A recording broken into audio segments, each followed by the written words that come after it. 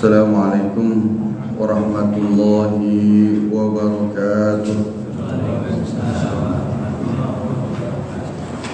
Alhamdulillah wassalatu wassalamu ala Rasulillah Sayyidina Muhammad bin Abdullah wa ala alihi wa sahbihi wa man wa mawalah. Dalam kesempatan yang mulia ini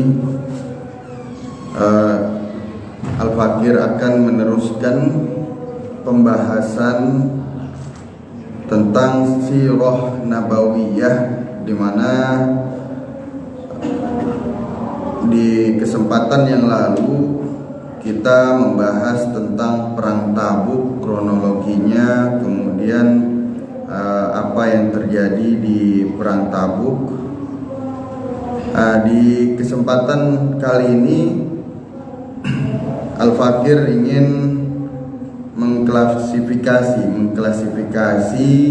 dari beberapa sahabat, ya, beberapa orang yang tidak terlibat dalam perang Tabuk. Jadi ada beberapa kelompok. Kalau di sini kita bagi menjadi 6 kelompok yang tidak terlibat dalam perang Tabuk. Ya, jadi perang Tabuk itu perang terbesar karena melawan pasukan adidaya, yaitu pasukan Romawi. Ya, maka Nabi secara terang-terangan itu nggak pakai tauriah lagi, nggak pakai kalimat sindiran lagi,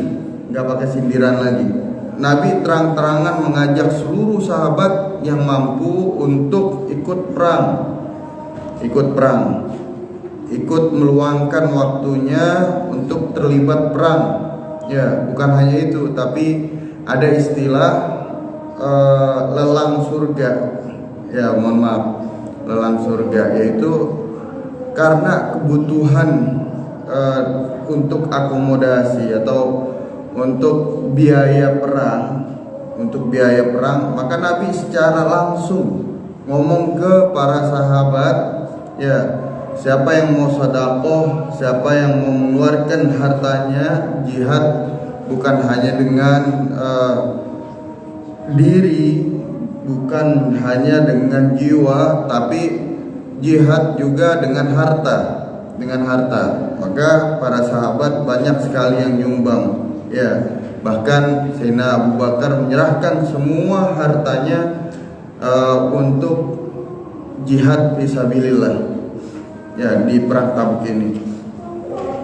Nah, dari 6 kelompok yang tidak terlibat dalam perang Tabuk ini, kita bisa melihat ada yang pertama adalah orang-orang munafik. Kemudian yang kedua adalah orang-orang yang memang diperintahkan oleh Nabi untuk tetap di Madinah. Ya, untuk tetap di Madinah. Ini memang Nabi suruh. Nah, kemudian yang ketiga ada orang-orang yang mempunyai uzur. Dia mungkin, mohon maaf, cacat atau bagaimana, atau dia masih kecil, atau dia seorang wanita yang memang kalau diajak itu nggak punya andil apa-apa di perang. Ya, walaupun di pembahasan perang Hunain itu ada seorang wanita yang ikut, ya, tapi dia punya andil di perang itu karena seorang wanita itu, Ummu Salamah, dia seorang dokter, ya. Jadi dia bantu para sahabat yang terkena serangan, dia terkena luka.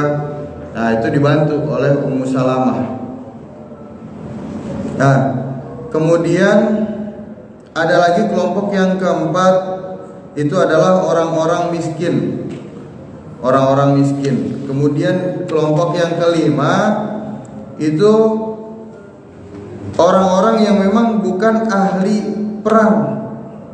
Kayak anak-anak yang belum balik, itu belum boleh belum boleh. Di antara etika perang yang diajarkan oleh Nabi, anak-anak tuh yang belum balik nggak boleh ikut perang. Atau kalau sekarang itu masih SMP lah, masih SMP itu belum boleh. Ukuran baligh, ya ukuran baligh itu kalau perempuan ditandai masa haid, ya ditandai dengan haid. Nah, kalau dari segi ilmu fikih, kapan perempuan ini bisa dikatakan haid? Dia ketika sudah berumur 9 tahun qamariyah takriban. Malah qamariyah 9 tahun qamariyah takriban. Yang qamariyah itu hijriyahnya 9 tahun.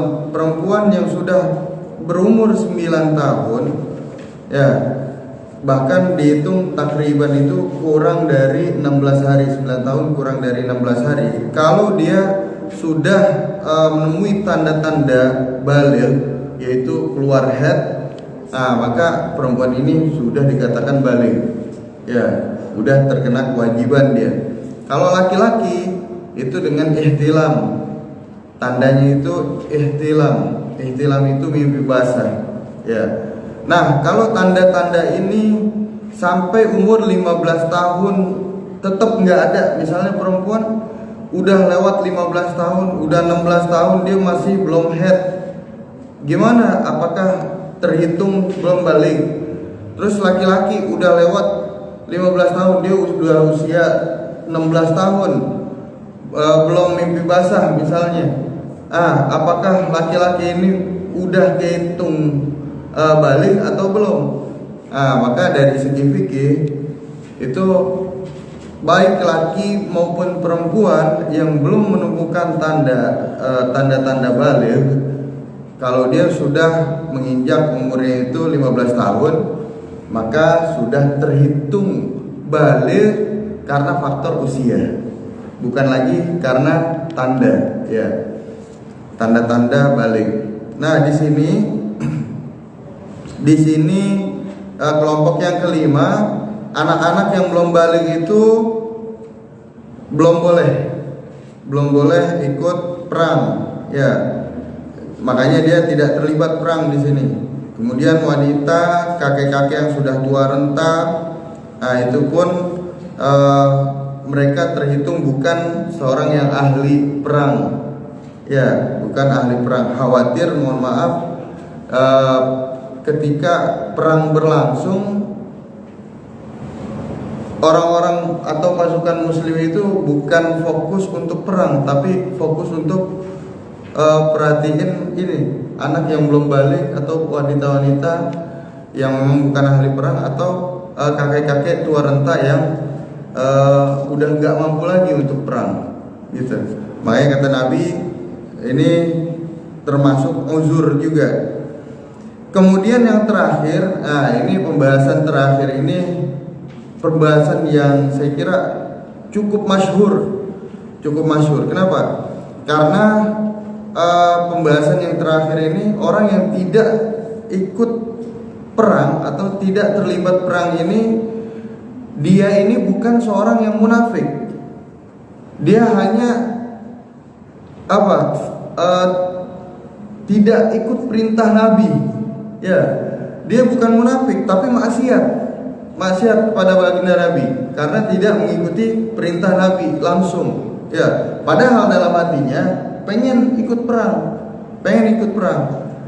Tiga orang ini terkenal, yaitu Ka'ab bin Malik radhiyallahu anhu, kemudian Hilal bin Umayyah radhiyallahu anhu, dan Murarah bin Rabi radhiyallahu anhu. Ya, ini tiga orang ini termasuk sahabat yang dihukum oleh Nabi, di mana penduduk Madinah itu dilarang untuk menyapa. Ya, kalau bahasa ininya tuh Arabnya tagrib itu diasingkan.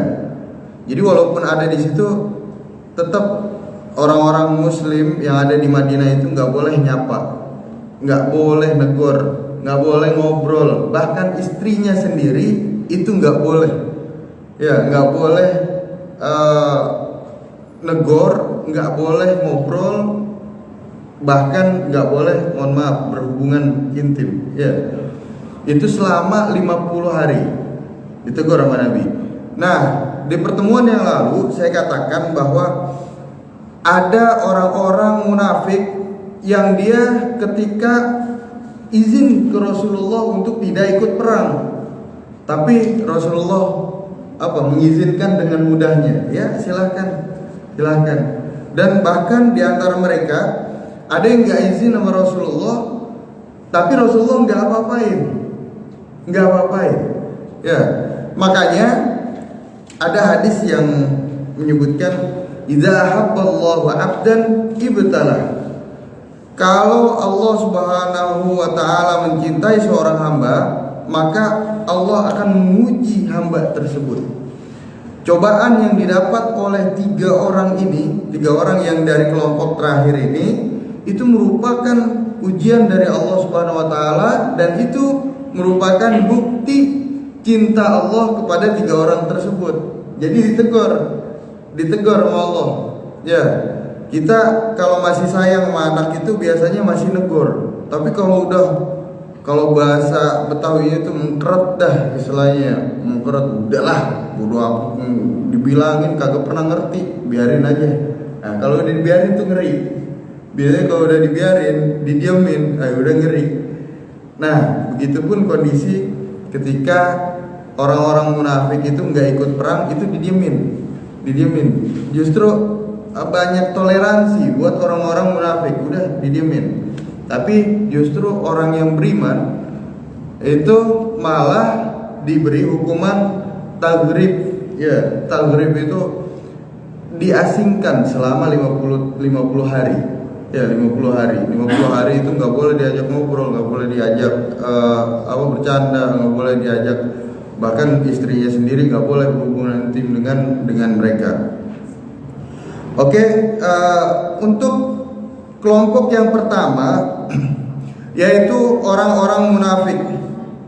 Nah, ini orang-orang munafik itu banyak alasan. Pas Nabi minta orang-orang muslim atau para sahabat-sahabatnya untuk ikut semuanya, untuk ikut perang semuanya, ini orang-orang munafik banyak banget alasannya, macam-macam alasannya.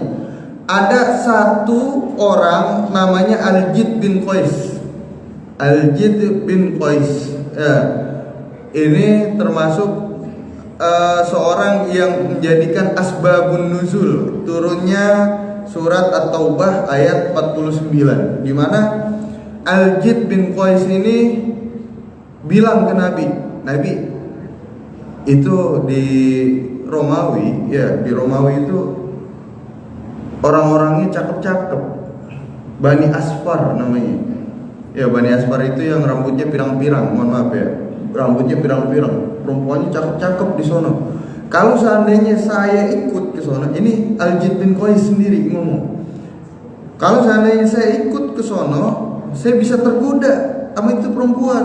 Ya ada, saya nggak jadi perang, saya malah justru tergoda sama perempuan Bani Asfar, orang-orang perempuan-perempuan yang berambut pirang karena saking cantiknya. Nah, turunlah ayat wa minhum may yaqulu dzanli wa la taftinni ala fil fitnati saqatu wa inna jahannama la muhitatun bil kafirin. Di antara mereka ada orang yang berkata, ini maksudnya siapa? Al-Jid bin Qais. Sampai diturunin ayat ini untuk Al-Jid bin Qais, ya. Di antara mereka ada orang yang berkata, berilah saya izin untuk enggak pergi perang, dan janganlah kamu menjadikan saya terjerumus ke dalam fitnah. Ini maksud fitnah di sini apa?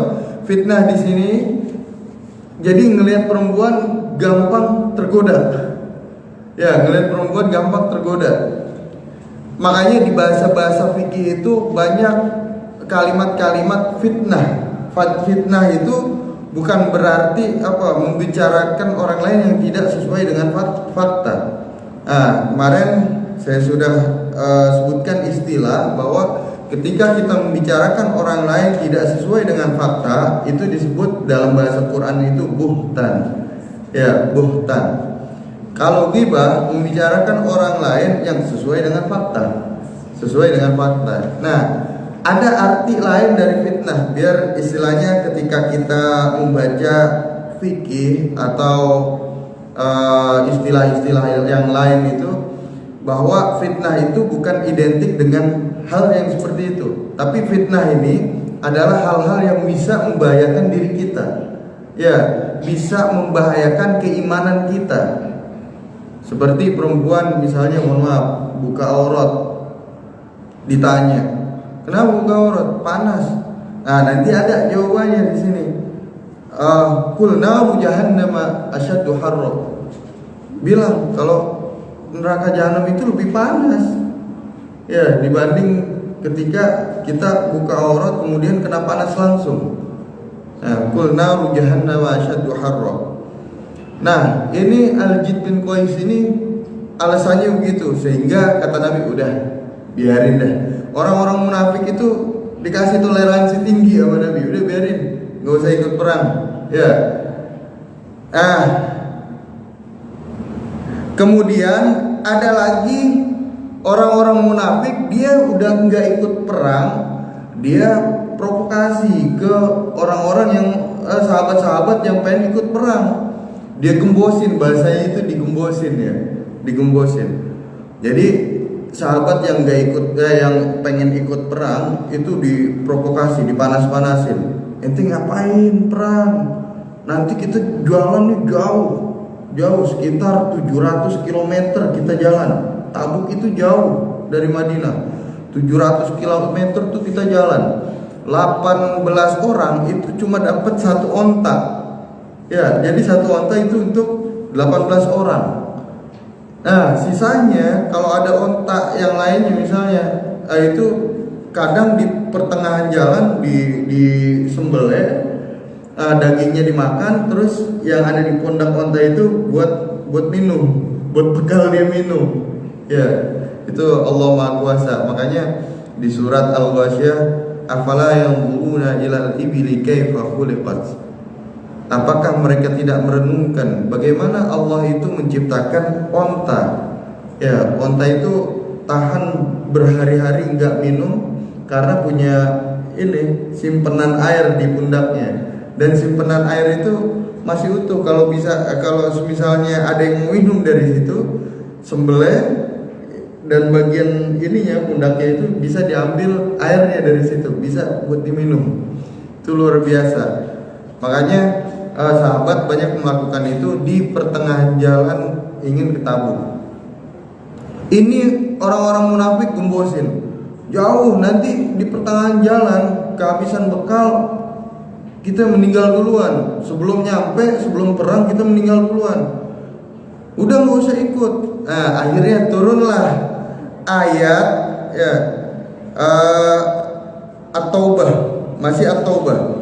Farihal mukhallafuna bimaq'adihim khilafa Rasulillah wa karihu ayyujahidu bi amwalihim wa anfusihim fi sabilillah wa qalu la tanfiru fil har. Mereka berkata apa? Mereka berkata la tanfiru fil har. Jangan berangkat di tengah panasnya, terik panas matahari. Dia komporin itu. Jangan berangkat. Ini panasnya luar biasa. Kita bakalan melewati padang pasir. Makanya pasukan Romawi itu pede mereka. Pedenya apa? Ini orang-orang Muslim nggak bakalan mau nyerang kita karena jaraknya jauh. Kemudian jarak tempuhnya itu jalurnya itu luar biasa, lewat padang pasir. Mereka nggak bakalan nyampe. Tapi apa? Tapi mereka bisa nyampe juga. Ya, terhitung 50 hari mereka. 30 hari pulang pergi, itu pas nyampe di Tabuk langsung down. Orang-orang Romawi itu udah nggak berani lagi sama orang Muslim. Jadi sebelum perang mereka udah kabur duluan. Ya, karena melihat ketangguhan orang-orang muslim. Orang-orang muslim yang bisa melewati jalur jalanan ke Tabuk itu yang luar biasa jalurnya. Nah, ini kelompok yang pertama kurang lebih ada 80 orang munafik. Ya, yang perlu kita ketahui bahwa di antara 80 orang-orang munafik ini itu mereka ada yang izin, ada yang enggak izin.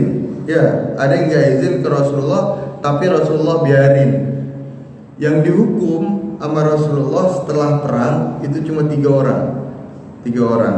Ya, itu nanti di kelompok yang terakhir. Kemudian kelompok yang kedua, ini ada orang-orang yang memang diperintahkan sama Rasulullah untuk tetap di Madinah.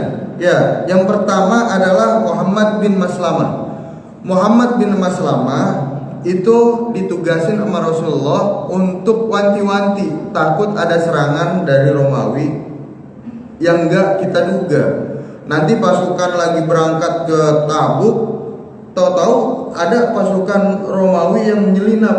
Nah, dikhawatirkan seperti itu, makanya Muhammad bin Maslamah itu ditugaskan sama Nabi, udah jaga Madinah aja dengan beberapa orang. Ya, dengan beberapa orang oleh Nabi disuruh tinggal di Madinah, tetap nggak usah ikut ke Tabuk, ya nggak usah ikut perang, jaga Madinah aja. Kemudian yang kedua yang diperintahkan sama Nabi untuk tetap tinggal itu adalah Ali bin Abi Thalib. Ali bin Abi Thalib. Nah, Ali bin Abi Thalib itu ditugasin untuk apa? Untuk jaga keluarga Nabi, termasuk Sayyidatuna Fatimah. Ya, ini Ali bin Abi Thalib kena digembosi juga, kena diprovokasi juga sama orang-orang munafik. Orang-orang munafik datang ke sini Ali, dibilang, Ali, ente kayak perempuan aja katanya.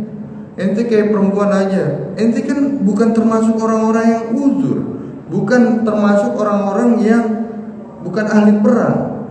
Ya, kenapa ente nggak ikut perang, nggak ikut Nabi? Itu goyah hatinya. Sina Ali ini goyah. Nah, ini pelajaran buat kita di fikih sirah itu disebutin bahwa kalau kita punya prinsip, ya kalau kita punya prinsip jangan gampang goyah. Ya, jangan gampang goyah. Prinsipnya kalau udah mau taat sama guru, udah taatin. Ya, jangan ada angin sono dia ngikut, angin sini dia ngikut. Akhirnya apa? Akhirnya enggak jadi taat sama guru. Makanya Imam Syafi'i bilang isbir ala murril jafa bin mu'allimi fa inna rusubal ilmi fi nafarati. Sabarin kalau ada guru yang memang agak keras, agak tegas sedikit. Ya, agak tegas sedikit. Kadang lagi baca Al-Qur'an, ya di depan guru salah. Guru negor. Ini yang benar. Yang benar, agak keras gitu, agak tegas. Kalau orang-orang dulu mungkin terbiasa dengan kayak gini, tapi orang-orang sekarang kayak udah enggak terbiasa dengan kayak gini. Nah, ini kata Imam Syafi'i, kita kudu sabar. Ya, sabar. Prinsip kita taat ke guru. Taat ke guru. Ya, jangan sampai ada omongan-omongan, udahlah cari guru yang lain. Banyak guru yang lain yang lebih enak. Misalnya, itu tuh nggak pernah ngomel. Misalnya, kita salah didiemin aja. Wah, salah didiemin aja dalam membaca Al-Quran justru sebuah kesalahan. Sebuah kesalahan. Kalau nggak dibenerin, ya kalau nggak dibenerin, kapan bener ya bacaan kita, gitu.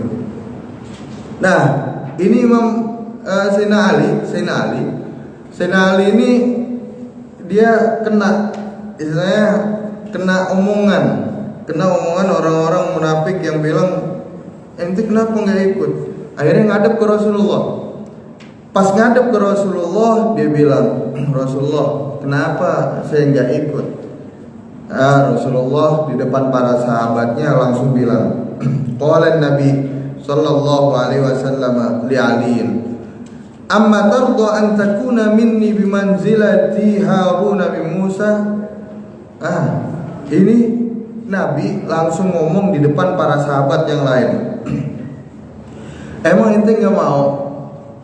Emang ente nggak ridho kalau kedudukan ente, kalau kata Nabi ini bahasa kita, kalau kedudukan kamu wahai Ali itu seperti kedudukan Harun dengan Sayyidina Musa, dengan Nabi Musa, Nabi Harun dengan Nabi Musa. Ya, emang ente nggak ridho?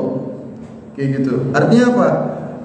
Ketika Nabi Musa ini dakwah, Nabi Harun itu apa? Jaga di kampungnya, jaga kaumnya Nabi Musa. Makanya kata Nabi, nah ini seperti ini, kamu jaga Madinah, saya ikut perang. Itu kan seperti Nabi Harun dengan Nabi Musa. Nah, setelah omongan seperti itu, otomatis para sahabat yang lain juga itu enggak terprovokasi juga. Mereka enggak ikut ngomong ke Sayyidina Ali bahwa Sayyidina Ali ini kenapa enggak ikut gitu. Ya, akhirnya Sayyidina Ali pun langsung balik ke Madinah. Nah, orang yang ketiga ada yang memang punya uzur. Dia nggak bisa perang, memang kakinya pincang mungkin, atau matanya buta. Nah ini kan nggak bisa perang, perjalanan jauh misalnya. Ini perjalanan dari Madinah ke Tabuk itu kurang lebih 700 km. Kayak dari sini ke Ngawi lah ya, kurang lebih tuh dari sini ke Ngawi atau Surabaya.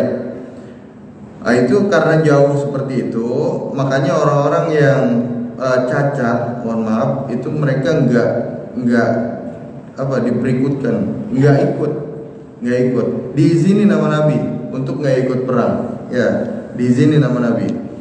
Nah makanya turun ayat surat At-Taubah, masih surat At-Taubah, laisa 'alal du'afa wala 'alal marda wala 'alal ladzina la yajiduna ma yunfikuna harajun idza nasahu lillahi wa rasulihi ma 'alal muhsinina min sabilillah wallahu ghafurur rahim. Mereka enggak dosa karena enggak ikut perang, atas orang-orang yang lemah, atas orang-orang yang sakit, dan atas orang-orang yang tidak memperoleh apa yang akan mereka nafkahkan apabila mereka berlaku ikhlas kepada Allah dan Rasul-Nya. Tidak ada jalan sedikit pun untuk menyalahkan orang-orang yang berbuat baik, dan Allah Maha Pengampun lagi Maha Penyayang. Nah, kelompok keempat, mereka orang-orang miskin. Ini orang-orang miskin banyak yang ngajuin ke Rasulullah.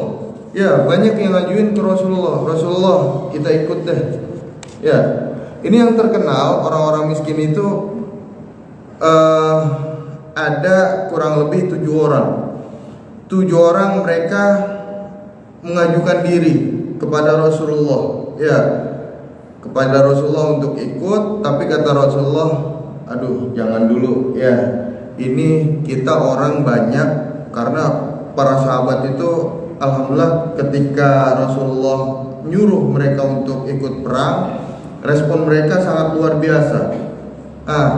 Ini sisa 7 orang ini ya, itu ngajuin juga ke Rasulullah untuk ikut. Tapi kata Rasulullah, jangan, kamu jaga aja di Madinah bersama Muhammad bin Maslamah. Ya, nanti khawatir ada serangan dari Romawi atau dari orang-orang musyrik ke Madinah. Kamu ikut jagain Madinah. Ya, ikut jagain Madinah. Mereka sebenarnya sedih, sampai di Al-Quran itu disebut tafidhu minad dami hazanan alla yajidu ma yunfikun. Ya, mereka ini sedih. Mereka sedih nggak bisa berkorban jiwa. Mereka sedih juga nggak bisa berkorban melalui harta mereka. Nggak bisa infak, nggak bisa sedekah mereka. Sedih mereka. Nah, diantara orang-orang miskin itu adalah Salim bin Umar, kemudian Ulbah bin Zaid, kemudian Abdurrahman bin Ka'ab, ada lagi Amr bin Humam, ada lagi yang kelima Abdullah bin Mughaffal, yang keenam Abdullah bin Amr al-Muzani, dan yang ketujuh terakhir itu Irbad bin Sariyah. Ini yang meriwayatkan hadis tentang pentingnya tamassuk dengan sunnah. tamasuk dengan sunnah. Nah, kemudian kelompok yang kelima tadi sudah saya katakan bahwa mereka ini bukan ahli perang. Anak-anak kecil atau orang-orang tua yang udah tua rentak, yang jalan aja istilahnya mohon maaf susah gitu ya. Susah. Makanya kata Nabi sampai asbabul wurud dari hadis kunna ma'an Nabi sallallahu alaihi wasallam fi ghazatin. Kita bersama baginda Nabi sallallahu alaihi wasallam di satu perang. Nah, Nabi itu bersabda. Apa sabda Nabi? Inna bil madinati la rijalan ma sirtum masira wa la qata'tum wadiya illa kanu ma'akum habasahumul marad wa fi riwayatin illa syarikukum fil ajr. Di Madinah itu ada orang-orang yang gak ikut perang bersama kalian. Mereka juga tidak melewati lembah-lembah yang memang jalur untuk menuju ke Tabuk, yang jalurnya ini treknya luar biasa, susah. Tapi illa kanu ma'akum, mereka bersama dengan kalian. Ini ada ulama yang mengatakan di Riyadhus Shalihin itu mengatakan kalau ada seorang wanita yang terbiasa dia di masa sucinya itu baca Quran. Ya, ini untuk seorang wanita baca Quran. Nah, pas lagi haid itu kan halangan, nggak boleh dia baca Quran. Megang Quran juga nggak boleh. Ya, ini termasuk azimah namanya. Ini bagaimana? Di keterangan itu ada seorang ulama yang mengatakan bahwa dia tetap dapat pahala ya sebagaimana rutinitas yang sering dia lakukan pada masa suci. Ya, walaupun seorang wanita ini nggak baca Quran di masa haid, dia tetap dapat pahala. Tetap dapat pahala apa? Baca Al-Quran. Karena di masa suci dia sering baca Al-Quran. Ya. Begitupun ada yang mengkiaskan, laki bagaimana? Oh, semuanya. Seperti kita nuntut ilmu. Pas lagi uzur, ya kita enggak hadir di majelis misalnya. Nah, orang yang enggak hadir di majelis karena uzur itu tetap dapat pahala. Karena ketika dia tidak punya uzur, dia pasti ikut pengajian. Ya, pasti ikut pengajian. Nah, rutinitas yang dia sering lakukan ketika memang tidak ada uzur itu bakalan jadi pahala tersendiri ketika dia tidak mengikuti rutinitas itu ketika uzur. Ya. Nah, ini kata Nabi, dia tetap dapat pahala. Dia tetap bersama kita, tetap dapat pahala perang. Nah, yang terakhir itu ada 3 orang. 3 orang ini bukan munafik, mereka hanya bermaksiat. 3 orang ini adalah Ka'ab bin Malik, Hilal bin Umayyah, dan Murarah bin Rabi' radhiyallahu anhu. Ketika perang Tabuk ini pengen dimulai, memang lagi musim panen. Ya, sehingga sebenarnya bukan hanya 3 orang sahabat ini yang tergoda. Banyak di antara sahabat-sahabat yang lain tuh tergoda sebenarnya. Tapi sahabat yang lain tetap mau perang. Nah, ini termasuk Murarah bin Rabi, kemudian Ka'ab bin Malik. Ka'ab bin Malik juga seperti itu. Beda dengan Hilal bin Umayyah. Murarah bin Rabi itu punya kebun dia. Ini sayang nih, kalau seandainya ini tinggal perang, ikut perang Tabuk, ya ini pas lagi waktu panen-panennya, saya nggak bisa panen nanti. Akhirnya udahlah, insya Allah Nabi pengertian, bahasanya begitu. Nabi ini pengertian lah, insya Allah. Saya pengen panen dulu, lagian juga udah banyak yang ikut gitu. Nah, kalau Hilal bin Umayyah ini udah tua dia. Alasannya apa? Dia nggak ikut. alasannya ada keluarga dari luar kota itu baru datang. Ini keluarga memang jarang ditemuin, ya. Dia datang pas lagi orang-orang Muslim, para sahabat-sahabat Nabi itu perang Tabuk, berangkat perang Tabuk. Dia datang. Akhirnya Hilal bin Umayyah nggak ikut perang, ya, karena nemenin keluarganya.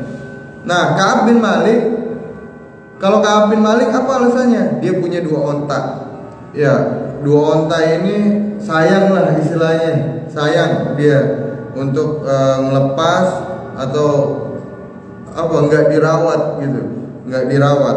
Dan dia juga punya kebun korma, pas lagi panen-panennya, ya. Nah, akhirnya singkat cerita mereka nggak ikut. Pas Nabi pulang dari perang Tabuk, mereka dihukum, ya, mereka dihukum sama Nabi selama 50 hari. Jadi penduduk Madinah itu nggak boleh ikut nggak boleh ngobrol sama itu orang selama 50 hari. Sampai ada orang-orang kafir yang nawarin, ente daripada di Islam diginiin, mendingan masuk ke komunitas kita. Ya, kalian bakalan dapat penghormatan, bakalan dapat hak kalian. Jangankan cuma temen ngobrol. Ya, itu digoda sebenarnya. Tapi apa? Ka'ab bin Malik nggak tergoda. Tetap dia walaupun dihukum seperti itu, dia jalanin hukumannya. Dianggap ini sebagai cobaan. Ya. Nah, terakhir mereka bertiga ini taubat, ingin membuktikan bahwa mereka ini bukan orang-orang munafik. Ya, ingin membuktikan bahwa mereka ini bukan orang munafik. Mereka taubat dengan dosa yang menyebabkan dia ini nggak ikut perang. Ya, kayak yang pertama sahabat Nabi Hilal itu menyerahkan seluruh kebunnya di jalan Allah. Kenapa? Karena sebab kebunnya ini dia nggak ikut perang. Ya, karena sebab kebun kormanya ini dia nggak ikut perang, malah justru panen korma. Kemudian ada Muroroh itu memutuskan hubungan dengan keluarga besarnya. Mohon maaf ya, sampai segitunya. Kenapa? Karena sebab keluarga besarnya ini dia nggak ikut perang, bukan karena dihukumnya, tapi nggak ikut perangnya ini. Kemudian yang terakhir Ka'ab bin Malik, ya, Ka'ab dia menyerahkan juga kebunnya, bahkan dia nyerahin semua hartanya untuk fisabilillah. Tapi Nabi enggak. Nabi bilang jangan semuanya, sisain sedikit. Ya, sisain sedikit. Jangan kamu serahin semuanya. Nah, ini merupakan pelajaran buat kita bahwa apapun yang Nabi perintahkan sebisa mungkin kita laksanakan. Ya, tamassuk bis sunnah. Nah, adapun nanti ada cobaan, itu merupakan bukti cinta Allah kepada kita. Kalau Allah udah cinta kepada hambanya, maka Allah akan uji dia, Allah akan coba dia. Banyak kisah-kisah para nabi, bahkan asyaddul bala al-anbiya. Bala yang paling besar yang Allah turunkan itu justru ke nabi. Nabi adalah orang yang paling dicintai sama Allah. Tapi justru balanya apa? Cobaannya lebih besar dibandingkan kita. Semakin besar keimanan seorang, maka semakin besar cobaan dan ujian yang Allah berikan kepada orang tersebut. Ya, karena Allah melihat bahwa orang tersebut ini insya Allah mampu untuk menjalankan atau menghadapi